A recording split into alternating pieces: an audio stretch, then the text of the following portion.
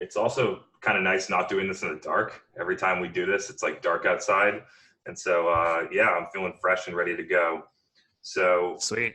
yeah, we got people rolling in here, but I figure we'll just get started. Again, if you just came in, feel free to drop questions in the Zoom chat and we'll get to those pretty quickly. And so I have two places, kind of like two directions where I think would be interesting to start as I start to continue to interact with companies and people and get a lot of questions through LinkedIn and different things like that. And so the place where I think that you'll really jive on this one as well is the idea of actually doing the work, and how much that actually impacts, one, your learning, but two, how as you do the process of doing the work, how the strategy evolves. And so I was hoping to just kind of like set the table for you right there and hope you can add a little color to that, and then we'll go back and forth, then we'll start grabbing some questions. Yeah, that's a good one. Yeah, so doing the work. I actually I've worked with sales leaders, marketing leaders at big companies, small companies alike, that unfortunately have become so detached from doing the work that they just become some mythical figure, and they retitle themselves to evangelist in some cases, right? So now their job becomes just, doing shows like this. But the difference between us is like we're in the trenches. Like, I have a day full of actual work to do after this. Like I go into Google Ads accounts and make adjustments to our campaigns. I'm like a player coach, right? Like I'm not just telling my team like do this, do that, do this, do that. We should do this, we should do that, we should do this, right? We're like reviewing metrics, like we're taking action based on what the data tells us. Like we're not just looking at dashboards all day. All right, team, go to work. Time for me to go be an evangelist, right? So I actually have a big problem with executive roles and leaders, quote unquote leaders, who they get so detached from the tactical side, and they're just all about at a high level strategy, and then they kind of lose touch. And those are the kinds of people that, unfortunately, in this climate where everything is changing faster than ever before, you're seeing CMOs get canned in favor of chief growth officers, right? Or like you've seen companies like Pepsi make those changes, and now in SaaS, I think that's going to be like the new normal. So if you can't, it's Darwinism, man.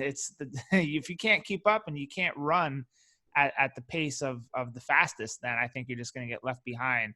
And the best way to stay in shape is to continue doing tactical work. So I know it's not the easiest thing for a lot of people in leadership roles, but I think at all costs now you have to still keep that hunger, keep that fire, and don't become one of these people that just become button pushers and paper pushers, because it's going to be harder and harder and harder for you to really know what you're talking about when you come to that table, right? And like certain leads from certain sources aren't performing and you don't know why, and that's a bad thing.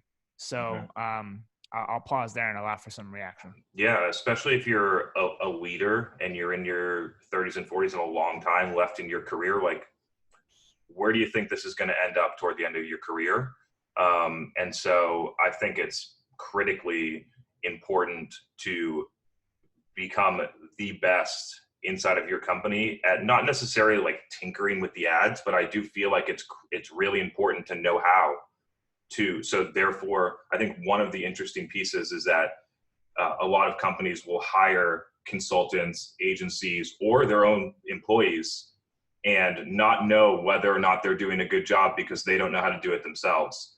And so like I've gone into companies before and they have like a specialist level employee running $1 million in media budget and have no idea whether or not it's working or not. I talked to another company that had $8 million in AdWords managed by an agency. And the first thing the CEO said to me when he called me said, we're spending $8 million in AdWords and I don't know whether or not it's working. And so like, that's a problem.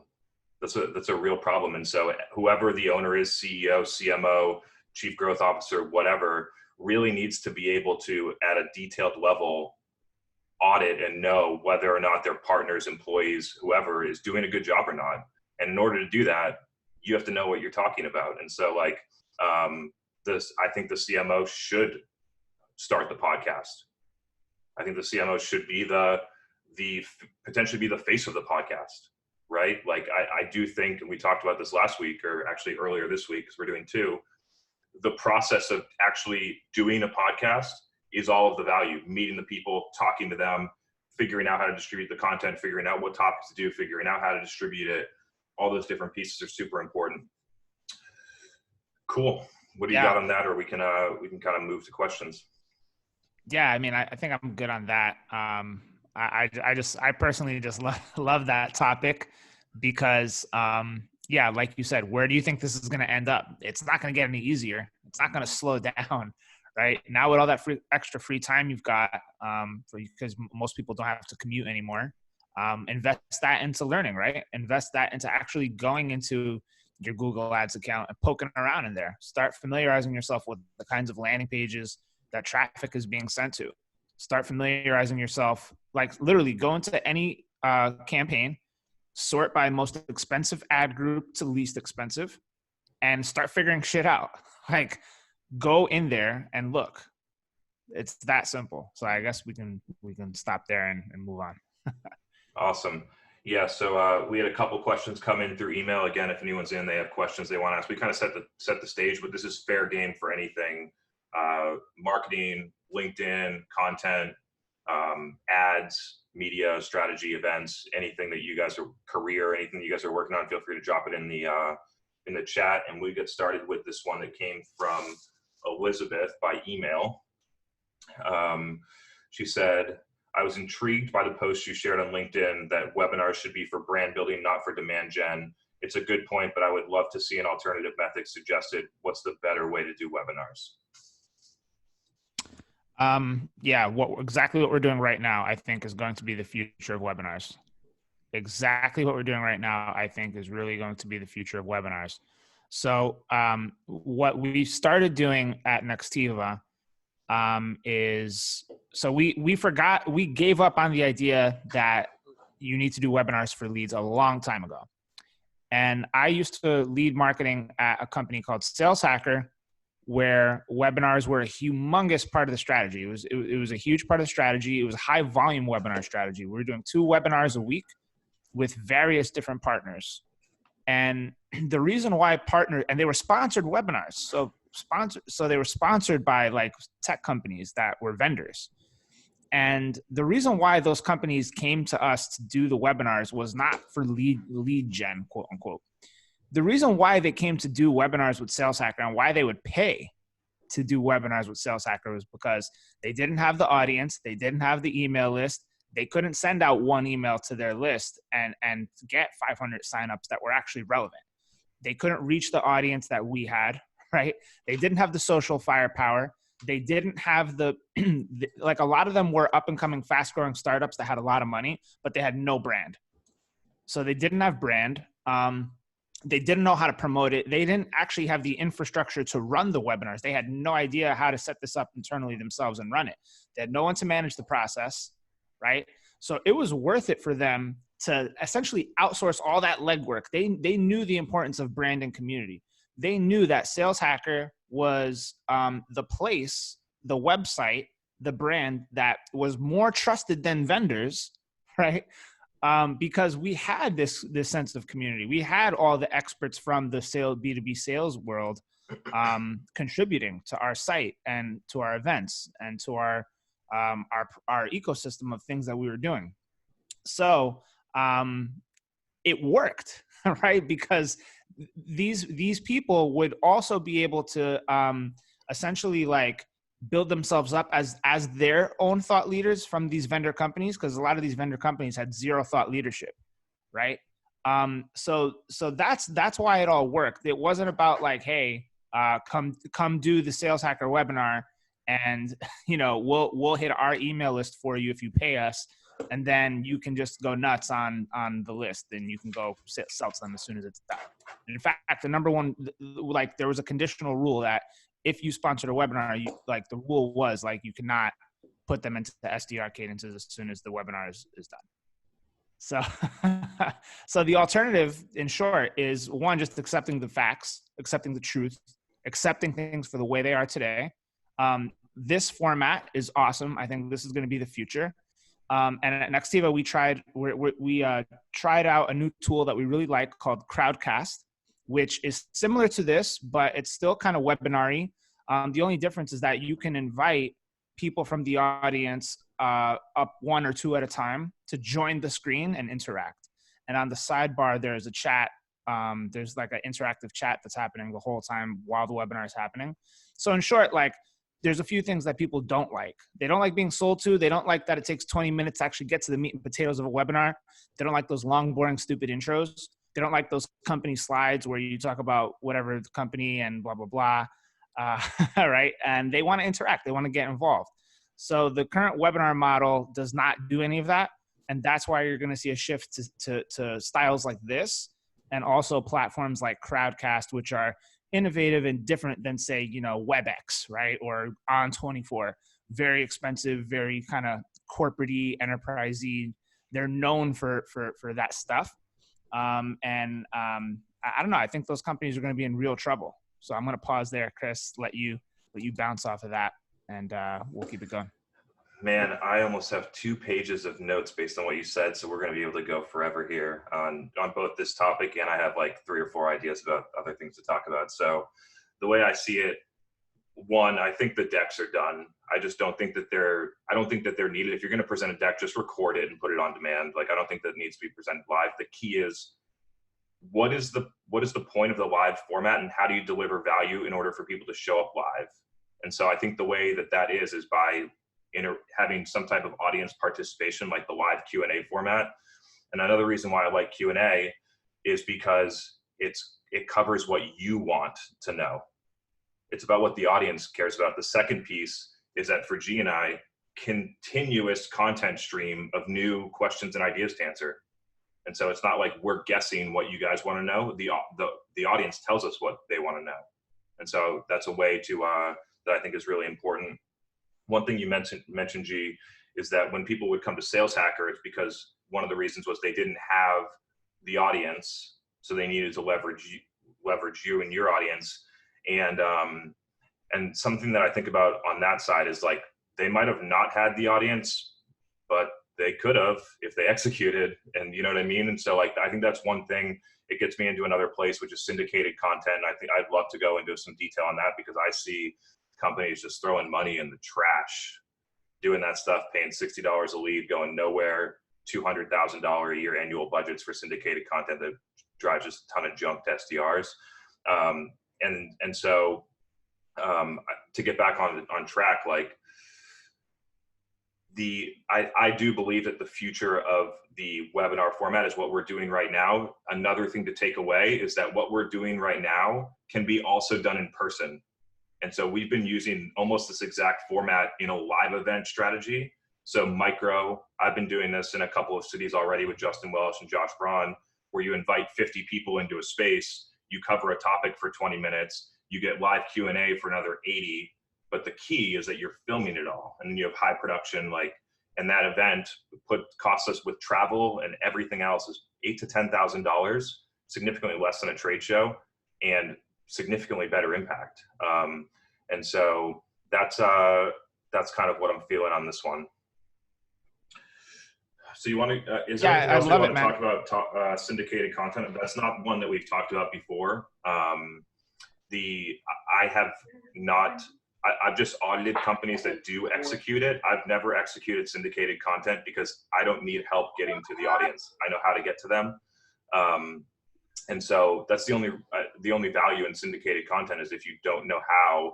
The same thing I feel about some traditional PR styles is, like, I don't need your help. I can go and target the people and get to them directly. Hey, Joseph, could you throw yourself on mute? There's some audio coming through. So yeah, G, wanna go a little deeper there? Yeah, totally. So here's kind of the deal with these content syndication and lead gen companies that, you know, syndicate ebooks and on-demand webinars and stuff. If you look at how they do it, which a lot of them won't tell you this, but if you just look at, like, just think about what's happening.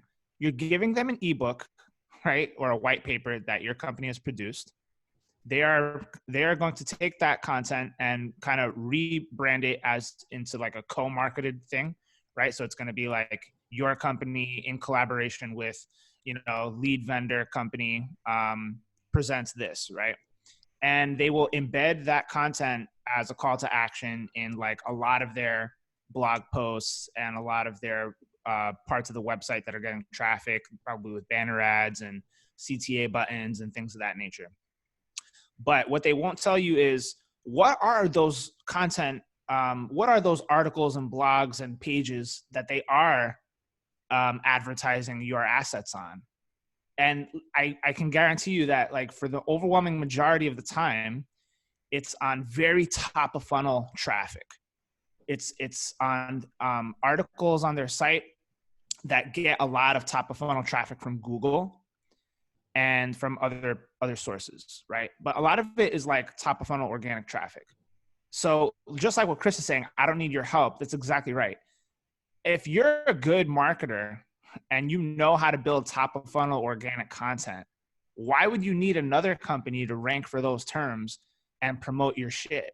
Why wouldn't you just figure out how to rank for those top of funnel keywords and outrank them, get the brand recognition yourself, get that traffic to your own website, retarget your own traffic, be in control, advertise the content you want on those articles instead of paying for it? Why would you pay for like, it's so mind-blowing. That's why I think these companies are not going to be around. Why would you pay for top of funnel? I just don't get it.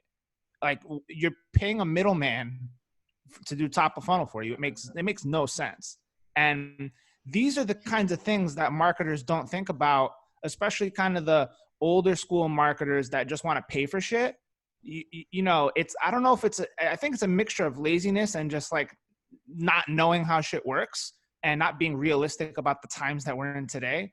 But, you know, if you have to look at your marketing budget and think about where the money's going, and like you're spending money on this, like Chris said, $200,000 budgets for like big companies that syndicate ebooks across all these websites that are doing top of funnel, I just think it's a complete waste. I'll pause there, pass it back to you, Chris. But I'm not a fan of that. Yeah, I mean, just for reference, like when I audit companies, we typically see win rates that are similar to, they run paid social for an ebook download and have an SDR follow up. It's 0.1%, if that, win rates on syndicated content leads. You're paying money to just waste your sales team's time. They may as well just go outbound. They'll probably have more success. And so, yeah, I think that's, if anyone's running that, I would stop immediately and figure out a better way to use that money. Cool. So let's jump. This is kind of a follow-up from Lonnie. Lonnie, you want to ask the question? It's a follow-up to the webinar topic.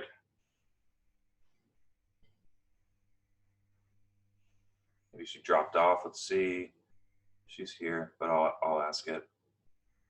So follow-up question about webinars. What content would you recommend for a follow-up email for webinar attendees? What offer should be in there?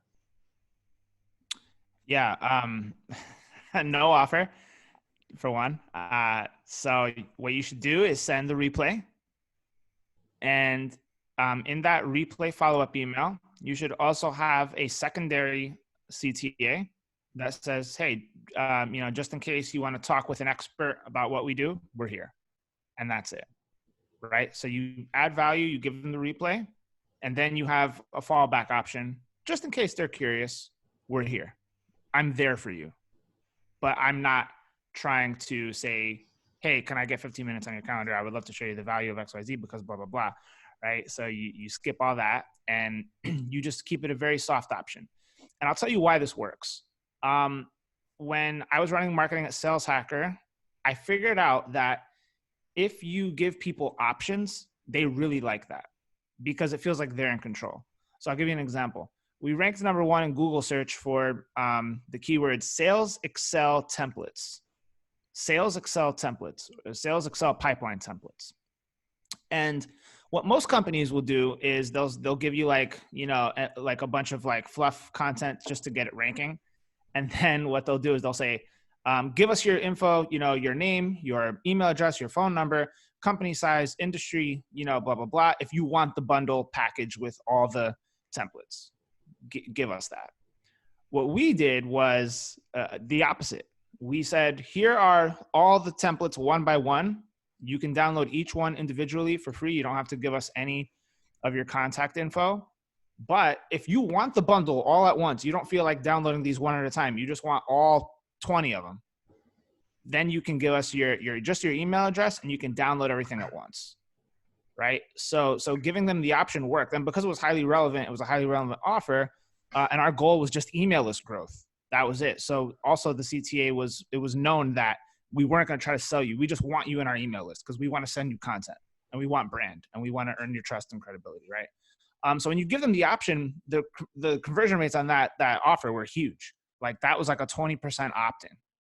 And I can guarantee you most companies are not getting 20% opt-ins anywhere on their site, right? So I guess that's where I'll pause it. But in short, you know, don't try to sell on the follow-up after the webinar. Just give them the replay and then a secondary CTA that says talk with an expert, and let them have the option of what they want to do.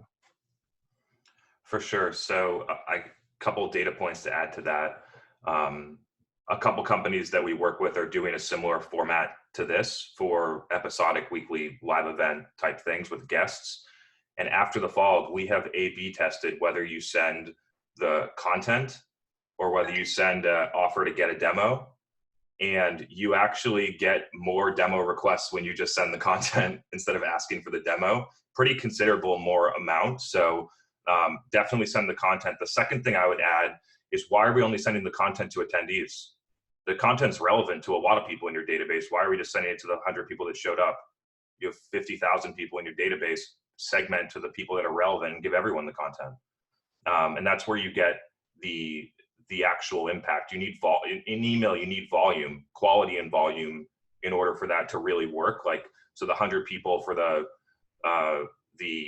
webinar recording, let's imagine 30% open rate. And then off that, like, what's 5% click through is great over the total audience. You get 5 people on your website watching the content, versus if you had 100,000, then you got whatever the math is, 500 people on the, no, it's 5,000 people on your website watching the content if you have 5% click through, but that's an incredible performance number. So those are the two things I would say. Just keep it really simple. Yeah, exactly. And no one's getting 5% click through rates on emails these days. You know, like that. If you are getting that, that's really good. Yeah, I mean, the other part of the sales hacker strategy with the webinars was growing the YouTube channel, which is a highly underrated brand channel. Highly underutilized. Like, most companies are failing at YouTube, completely failing. Like, go to any SaaS company's YouTube. It's a ghost land. It's a wasteland of just garbage content, like outdated product, you know, demo replays and like stupid explainer videos that were shot in 2016 that look like shit, right? Like, no one's really doing YouTube the right way. Like, it's the no one, second most popular search engine in the world. Exactly. And the reason why companies aren't really paying attention to it is because it's really hard to get it right. Mm-hmm. Like, to get YouTube right, you've got to invest in it, and not just money, but like focus. Someone's got to own it. There's got to be a roadmap of what we're going to do. Like, the thing about YouTube is that if you optimize your content really well, man, it's going to go, because like Chris said, it's the second biggest search engine in the world, right? Outside of Google itself. It's a Google property. So, you know, Google lends a tremendous amount of preference to its own platform. So, you know, a lot of queries in search actually now have videos that are the preferred format for top ranking results.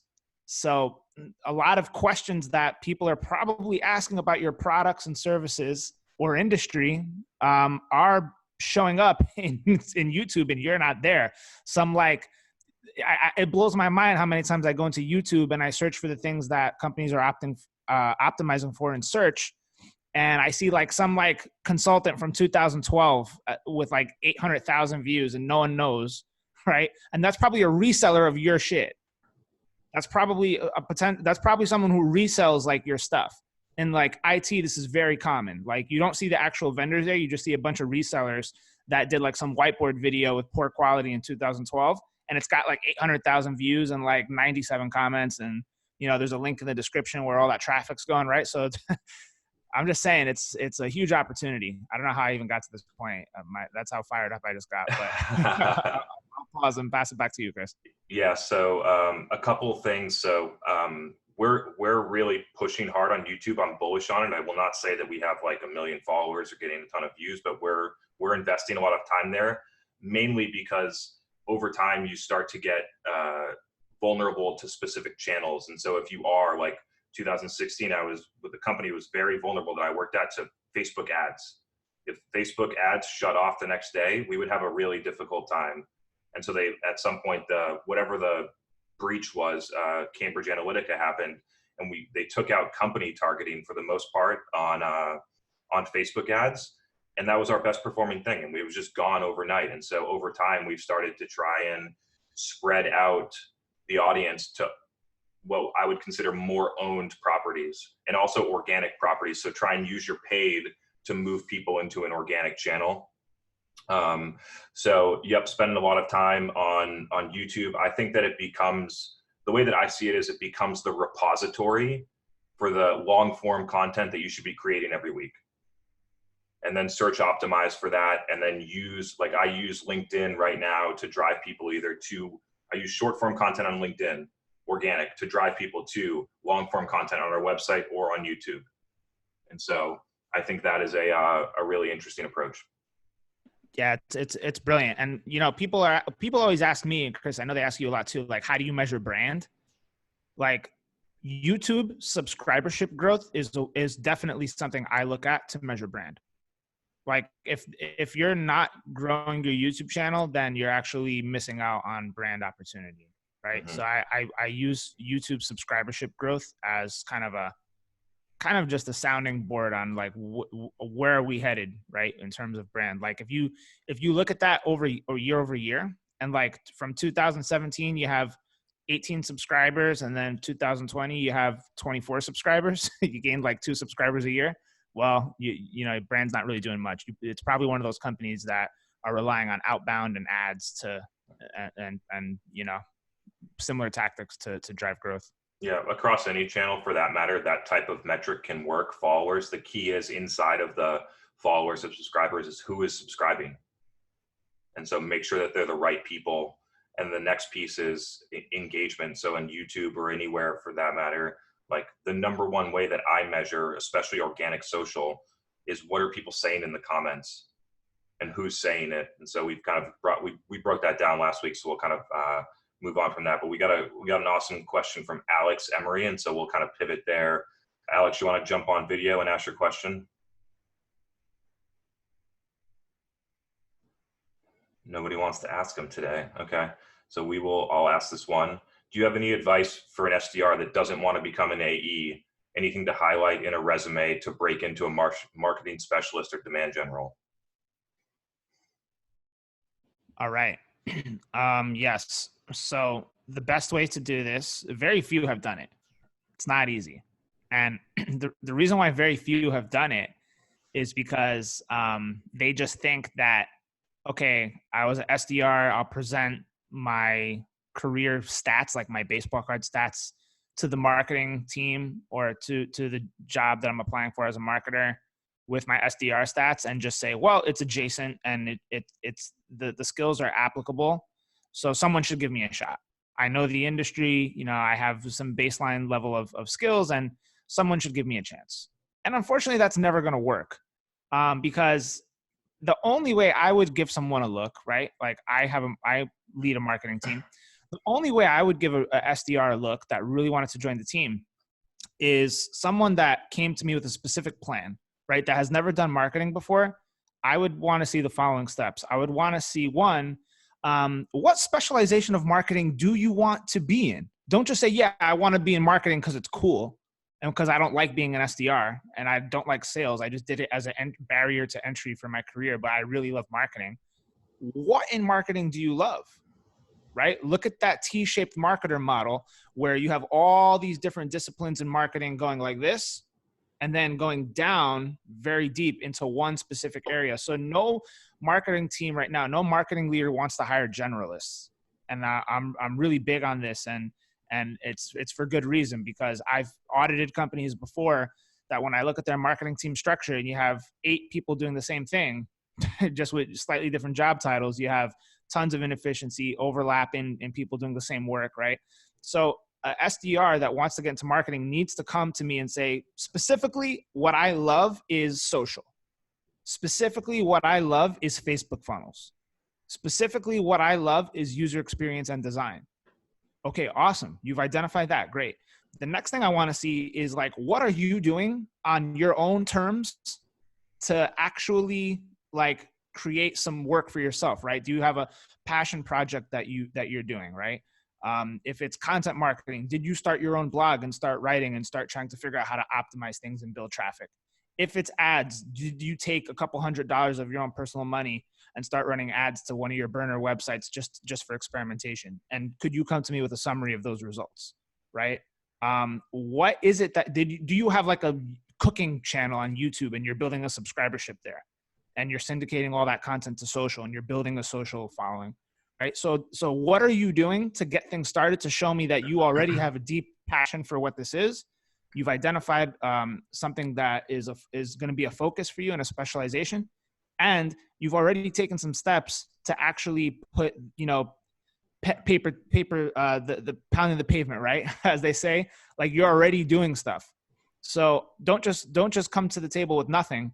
If you come to the table with these things, you're gonna have a much greater shot. So that's the advice I would give. Chris, I don't know if you have anything. Yeah, you crushed it. I think in that position, the only other advice I would offer is that if you want that, you need to take control of your career. And so the way to do that is action. And so I would approach one of two different ways. One is find an opening inside of your company where you can do a side project. And so if you're an SDR, you better be hitting 100 to 120% of quota, and then go and say, okay, I'm doing this, but go to your marketing leader and say, I see an opening to do better community management on LinkedIn, or we're not running ads on Facebook right now, but people I think that they can work. Can I have a couple $1,000s to test this? And so you can either find an opening in your company. That's how I was able to move my career from being like a very traditional marketing manager focused on sales enablement and trade shows and things like that. And I just went and did it. The other option is to do it on the side. So I'm a big fan of whether it's my employees or anyone having side projects, because the learnings of the side projects then bring value inside of the company. And so, start an Instagram and try and figure out how to sell stuff organically. Start a podcast about something that you care about and get that to 1,000 subscribers. And then what's going to happen if you do the side project is you're going to actually have leverage over your company, because they need the podcast. Then you're not coming in begging for a marketing specialist role. Other companies are coming to you for a marketing manager role because you've already done it. And so those are a couple ideas I'd offer. Yeah.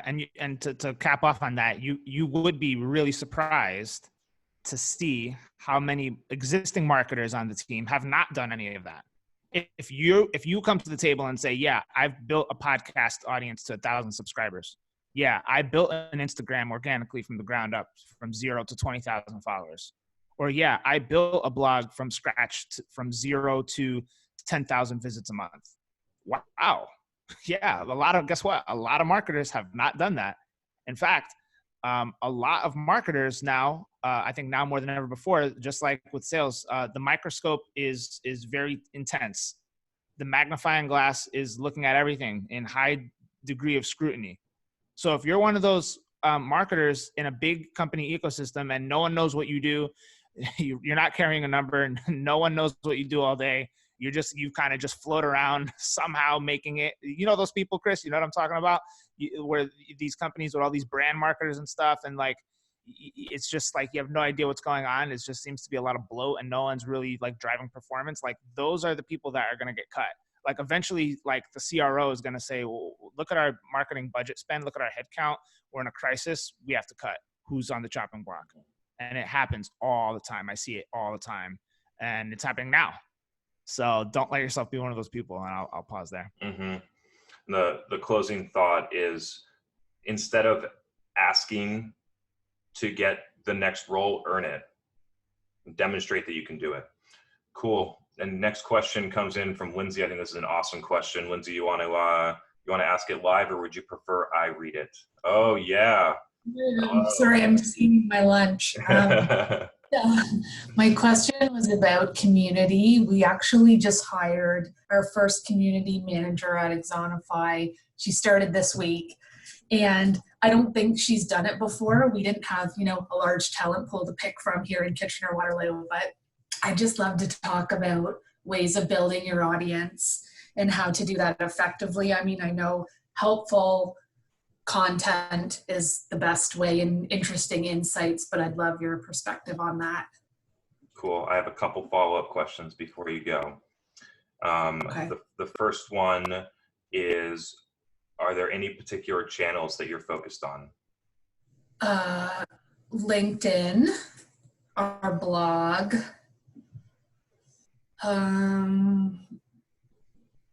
that's about it right now. Some paid advertising, but not very well. Mm-hmm. So, yes. The second thing is it all under the logo, or is it intended to be all under the corporate logo or through personal brands? We have one thought leader in the company. We play in the learning space, so he's his brand as well. Mm-hmm. That feeds to our brand. We also are just launching our first podcast too, so that's going live in the next week. Mm-hmm. And the third question is, what is like the, for lack of a better term on the fly, like the total addressable market for the content that you're producing? Like, what is the community? Put a fence around it for me. It's funny because we're a training solution for frontline employees. So healthcare workers, grocery associates, retail associates. So all of a sudden, like, the relevance of our platform has shot up larger than I could have ever imagined. But it's the people who support the frontline, and they make up 80% of the global workforce. So there's a lot of them out there, and we target learning and development people who support them, ops people who support them. So it's a large market. Got it. Thank you. G, you want to start? Yeah, I mean, I've done this with Sales Hacker, and there were a couple of huge things that. So for context, for everyone who doesn't know, Sales Hacker started off as an events company, and the CEO of Sales Hacker hired me specifically for two purposes. One was to get out of the events business. He was long ahead of the curve on this stuff that's happening now, and he called it. He predicted that if you are an events company, you're in big trouble if that's like your main thing.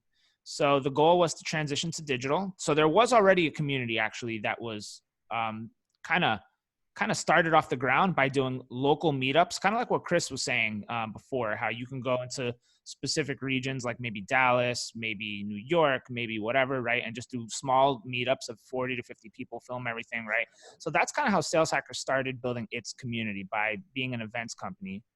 And then it evolved into doing conferences. So we, at its peak, it became 3 major conferences a year: Sales Hacker New York, Sales Hacker London, and then we did the Revenue Summit in San Francisco, right? So we already kind of had a head start with building community because we were an events company. But taking everything to, and it was a blog too, but taking everything to digital meant figuring out an ecosystem of essentially like a rhythm of like a marketing flywheel, an organic flywheel, a rhythm of activities that would always be happening to continue producing content at high quality and high volume. So the components of that were ranking highly on search engines for top of funnel terms, because that's actually a brand building strategy that people don't think about. Like if you're always like, think about HubSpot, like and I know they're a giant, so this is kind of a unique example, but like no matter what term you search for, whether it's sales, whether it's marketing, whether it's customer success, they have the ultimate guide on it, and it's ranking in the top 3 positions in Google, right? So that's one thing we've realized, that we can actually do better than HubSpot, and we outrank them for a lot of huge terms like sales operations and sales development and cold calling, because we figured out that their content, while it was good, it was robotic and dry, right? It didn't come from a unique and authentic voice from the sales community. So that leads me to the second point, which was we would get people from our industry to drive everything for us. We would say, hey, would you like to contribute to our blog? We built a contributor network, so a contributor program where you could essentially submit to be a part of it. And then whenever let's say we were trying to do like a month focused on like, account executive, the top 10 things you need to do as an account executive to improve your career, we would hit up all the people who are influential among AEs in B2B sales tech and get them to do webinars with us, get them to do videos with us on social, get them to submit blog articles on under their authorship. So a lot of crowdsourcing of digital content, getting everyone involved, which is ultimately what community means to me. And yeah, so once we had that going, the other thing we would look at really closely was email list growth, right? And not like, hey, sign up for a sales consultation or sign up for, a demo with one of our partner companies. It was just be a part of our email list. Just don't miss out on all the great content we're producing. So we kind of shifted that conversation. Instead of like join the email list like every other company does, it says we're providing the most valuable, the most exclusive content in the industry, and don't miss out. So email list growth was basically the North Star metric of the entire company. It was organic traffic and email list growth. We ran very, very little paid strategies, but the strategies that we did run on paid were targeted and tight. And we essentially did co-marketing with other brands, right? So that had overlapping audiences, and that would make sense to do projects with, like virtual events, webinars, and like Q&A, ask me anything type sessions. So once you get like a foundational building block in all these areas, and you get into a rhythm of doing them repeatedly and consistently over time, a podcast as well, started a podcast from the ground up, right? So it's all these things that Chris believes in deeply, and so do I, that you need to do a lot of this stuff well in order for it to work. So you start doing one thing really well. Once you get that nailed down, you start doing the next thing really well. Once you get that nailed down, you do the next thing really well. You don't just start trying to do it all at once. You go all in on one of them, whether it's podcast, whether it's webinar, whether it's AMAs, right? Whether it's blog content, you pick like one or two things and you focus relentlessly on that. But that's where I'll pause and allow for some reaction. I know there's a lot to unpack there. Yeah, right on. So my answer will be a little bit more fundamental or elementary, whatever you want to call it. The first part of being able to start a community is understanding the community and being seen as a peer. And so that's one place that I think a lot of brands miss right now, is that they're not seen or can't speak to the audience as a peer. So first step there. The second step, especially if you're just starting, is that you need to treat your first 10 people that are engaging the same, or at such a high level, as the same as you're at 1,000. So you have to really care about the people inside of your community. And I know it feels fluffy, but it really does matter. And it when you do that, it changes how you behave and the things that you do. And so kind of layering on to what Gaetano said, my stance on, like, if you were going to start somewhere, it would be a podcast or a video podcast, and then move that through 2 or 3 distribution channels: LinkedIn, YouTube, and email. And I would start to interview people that are inside doing it. Like, I'm sure that Amazon or Walmart are probably a big customer. Like, I try and find out someone from there and interview them. And we talked about this earlier in the week. It's the process of going out and finding those people and meeting them and talking to them leads you down a path where then you know who they're hanging out with, and then you know what they're talking about, and then there's this. and the dominoes keep falling to a place where eventually you feel like you're part of their community. And then at some point, if you continue to really understand them, you can assume a position of thought leadership inside of the industry once you understand them enough and you have the credibility. So that's kind of like a different way, if you're starting really small, how I would go about it. Yeah, I like that. And the one thing, Chris, that we've talked about before is we actually hired one of our customers as our thought leader. So he is a learning and development professional and very well known in the communities.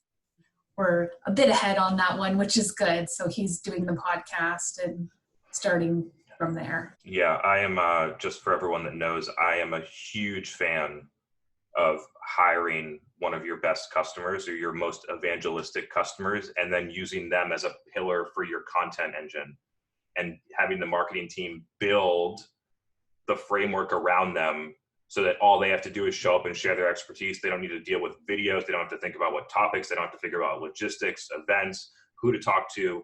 They'll have ideas, but it's the marketing team's responsibility for any SME inside of the company. If you're selling to, CIOs, like, you probably have someone that has an expertise about that in the company, and the marketing team needs to build the framework around them in order to leverage their expertise and then distribute it.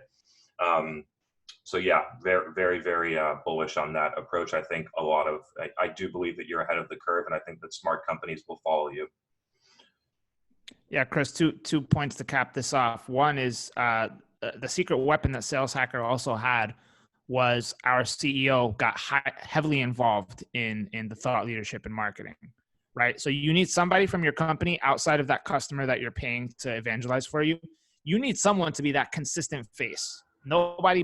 People are tribal, they want to be part of the group, part of the tribe. And the way that they do that is they latch on to a person that they can self-identify with. And if it's just the brand company page just trying to do everything all the time, it becomes faceless, and it's really hard to build engagement that way. So you need somebody to be that stakeholder from your company that's always driving everything. And our CEO wrote a book, and he was a subject matter expert in sales. So that helped a lot. Obviously, if your CEO can write a book about your industry and knows it really well, then obviously you're going to have a tremendous advantage. That was one case for us. And then the second part of that is Julian's wanted to know, did you pay these influencers or contributors, however you want to phrase it? The answer was no. And here's how you do this. The answer is no. And here's where a lot of companies get it wrong. Like, right away they think, oh man, we want to go for like the biggest influencer. We want Gary V. It's not going to happen unless you pay big bucks.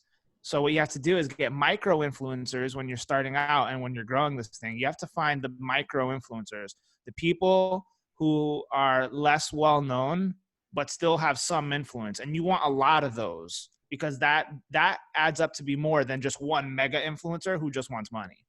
So, don't just think you have to pay $10,000 for XYZ big name to, be on a webinar with you guys. Because you can find micro influencers who are willing to do this for free. Mm-hmm. And the key, if you're going out and looking for partners like Justin Welsh and I did an event in LA before this whole thing happened in February. And the key is to try and figure out what's important to them and then deliver it, right? And it doesn't have to be money. And so, like, for Justin, I had a sense that he has a lot of stuff going good on LinkedIn, but doesn't have any video. And so I was like, hey, you want to team up and do this event, and I'll pay for all the videography, and then you'll get 90 minutes of video content that you can then use to whatever you want to do in your career. So just try and be empathetic and try and understand what people might need outside of money, and then try and just position your offer to how it would be attractive to them. And so another example, if you're doing a podcast, like, I'm super bullish on just calling your podcast something that people would think would be cool to be on. The Learning and Development Experts podcast, or the Frontline Learning Experts podcast, or whatever. And then you just invite them, and they're like, yeah, nobody else has ever invited me on a podcast. I'll go do this. And so I think that's a super easy way to get people without having to, like, pay them money or anything. I prefer to do it all organic because I think that it's authentic that way. Cool. We have a, thank you, Lindsay. We have a question from Julian. Julian, you want to ask it? The video one? Maybe you're on here, maybe you're not. Yeah. I mean, yeah, I'm fully on board with video. I think it's a great channel to get people to consume your content directly in the feed. For example, you know, it's a lot more human than writing articles. But you know, we're an agency. We work with clients that are in a more traditional space, manufacturing. So getting them to produce video content is incredibly challenging. You know, even just simple things, saying things like, "Well, just take out your iPhone and record yourself answering a question." Even that is, you know, it's unheard of for them. When they think video, they think of highly produced ads. And so it's just a big hurdle to overcome. So, you know, we've tried different things, but any insights you guys have are appreciated. For sure. I have a lot that I can kind of jive with on this topic. So the first one is that I don't try and convince anyone to do anything. I try and attract people that already believe in the things that I do. And so I can quickly tell whether someone's aligned or not in my strategy, and that's what drives whether or not I work with someone or something. The follow-up to that is a couple of things. The first one is that when I started what I was doing, I thought that my target market was medical device companies. It was where my experience was. It thought that was going to be where I was most successful. None of those companies want to buy what I'm selling. And so I followed the market. The market told me where to go, and now I'd sell to SaaS because SaaS wants it. So that's a second piece. And then the third one, which I think is the most interesting for you and has definitely been a key driver into why my business has been able to grow so fast, which is that instead of trying to tell someone what to do, I showed them what good looks like. I kept telling people, hey, you should do these micro events instead of your stupid fucking trade show booths. And nobody would do it. And so what I did was I went and did 2 micro events. I executed them. I learned. I got the 90-minute video. I distributed it. I knew what it costs. I knew what the return was. I knew how to do it. I knew how to measure it. And then it positioned the people that wanted to do something like that to come and ask me how to do it. And so I would say that the number one way that you'll be able to convince people is by showing them what good looks like. Yeah, I guess that makes sense. I guess the best opportunity would just be doing it for ourselves and saying, here's what we did. It worked really well. You know? 100%, brother. Thanks for the question. Yeah, thank you. G, you got a question up here? I haven't been browsing. Let's see what we got in here. A bunch of messages, by the way. Thank you very much.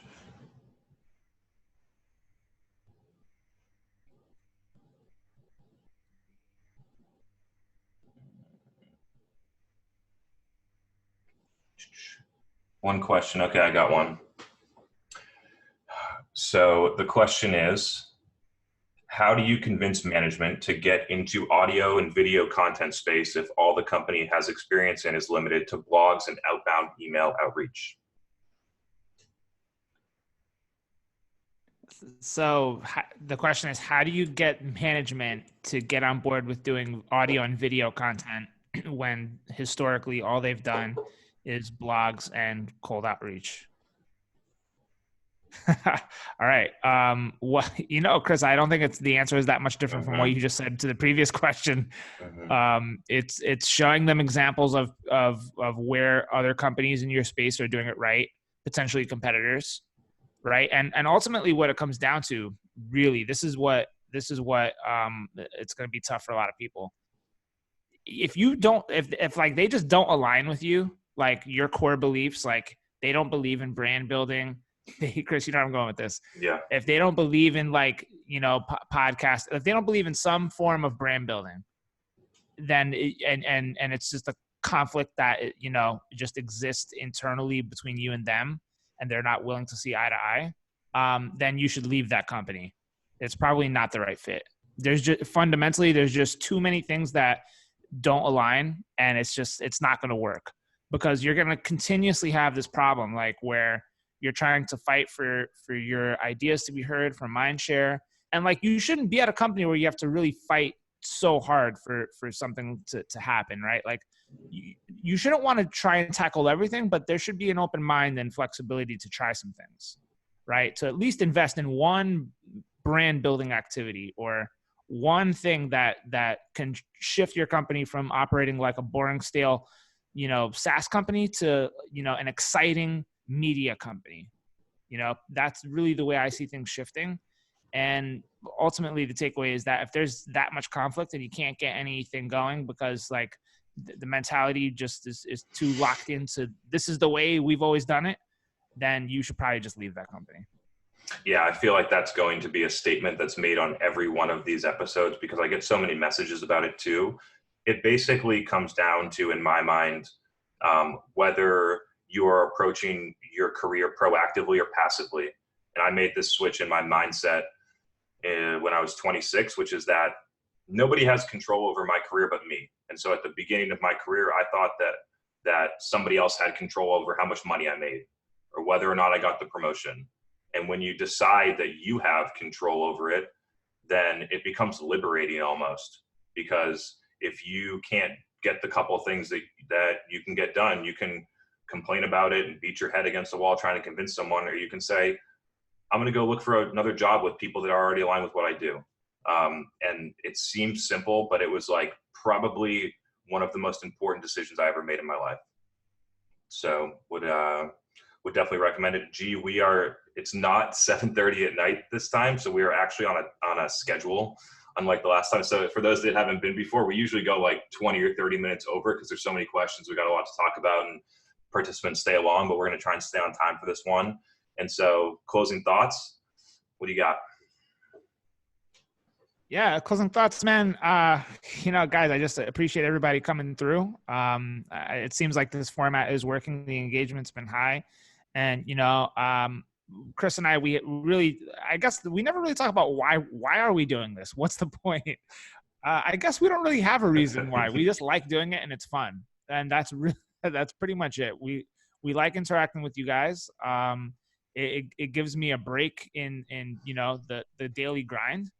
We're not going anywhere. There's no live events happening in person. So this is a nice way to kind of just give a human touch to our daily workflow. And, we may decide to parlay this into some kind of, sales hacker style community. We're still toying around with some ideas, but that's pretty much where I think I'll cap off. Chris, any closing thoughts? Yeah, totally appreciate all of you joining. I hope it was valuable. The reason that I do this is one, to just purely, I think that I have some ideas that are interesting that can help a lot of people, and super happy to share those ideas. And the second piece goes back to what I said to Julian, is that I think that every company should be doing this. I don't see how they're not. And so I'm on a mission to show companies a different way to approach their marketing, and show them why it's more effective, how to do it, how to measure it, and all those different things. And so that's where I'll close. Appreciate the questions. Super grateful that you all joined us today. Hope you have a great week. Stay safe and healthy, and hope to see you back on Tuesday night at 7:30 p.m. Eastern. For those in Europe, we will let you know. We'll highly consider making some type of slot that accommodates our European audience as well. So thank you all. Hope you have a great day.